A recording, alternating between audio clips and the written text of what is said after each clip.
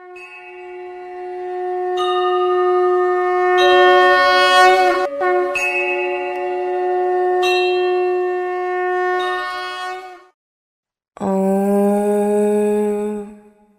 श्री परमात्मने नमः।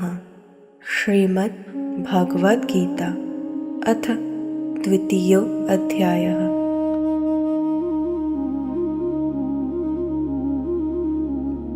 अन्वन्त इमे देहा नित्यस्य उक्ताः शरीरिणः अनाशिनो प्रमेयस्य तस्माद्युध्यस्व भारत।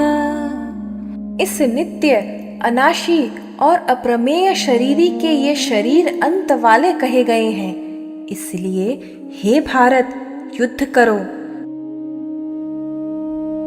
शरीर मरे तो क्या सच में सब खत्म?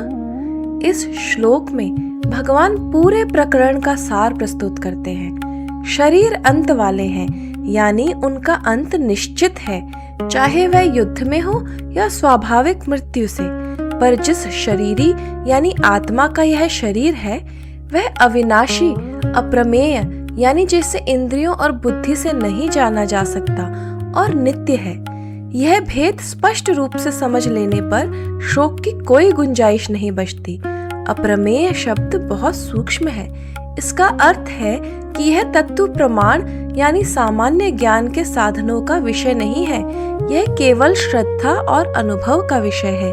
जिसकी शास्त्र और संत महापुरुषों में श्रद्धा होती है, वही इस तत्व को स्वीकार कर पाता है। भगवान ने युद्ध का आदेश क्यों दिया? तस्माद युध्यस्व, इसलिए युद्ध करो।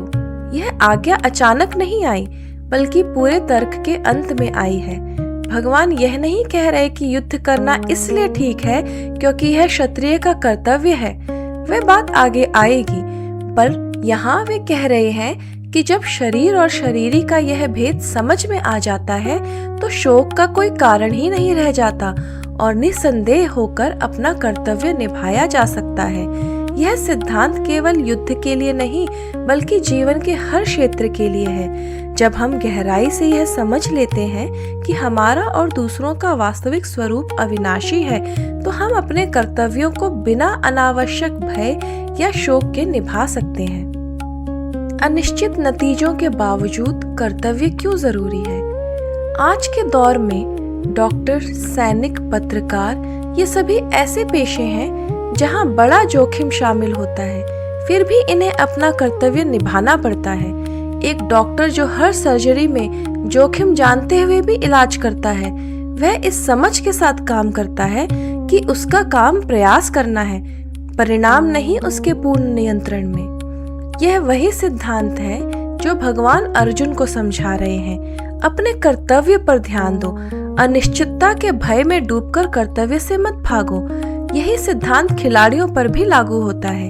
एक अच्छा एथलीट हार जीत की चिंता किए बिना अपने खेल पर पूरा ध्यान केंद्रित करता है, और विडंबना यह है कि यही रवैया अक्सर बेहतर परिणाम भी लाता है। अपने काम में जब भी परिणाम की अनिश्चितता डराए, ध्यान अपने प्रयास और प्रक्रिया पर केंद्रित कीजिए, परिणाम पर नहीं।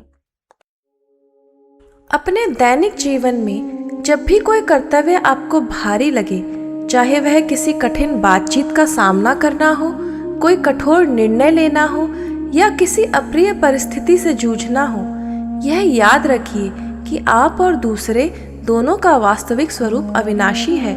यह समझ आपको अनावश्यक भय से मुक्त करके अपने कर्तव्य पर ध्यान केंद्रित करने में मदद करती है।